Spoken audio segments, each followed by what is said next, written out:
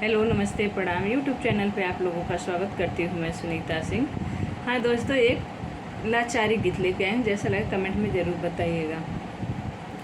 हमारे सैया मोटर गाड़ी चलावे, हमारे सैया मोटर गाड़ी चलावे, सबके मोटरिया में पी पी बजतू है, सबके मोटरिया में पी पी बजतू है। हमारे सैया अपन थरिया बजावे, सबके मोटरिया में पी पी बजतू है।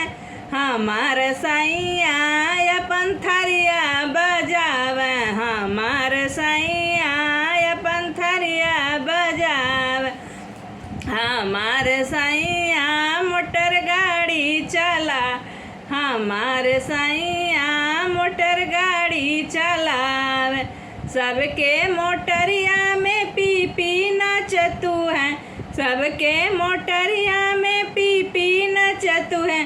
हमारे सैया अपन दीदी नचावे, हमारे सैया अपन दीदी नचावे, हमारे सैया मोटर गाड़ी चला, हमारे सैया मोटर गाड़ी चलावे, सबके मोटरिया में बत्ती बरतू है, सबके मोटरिया में बत्ती बरतू है।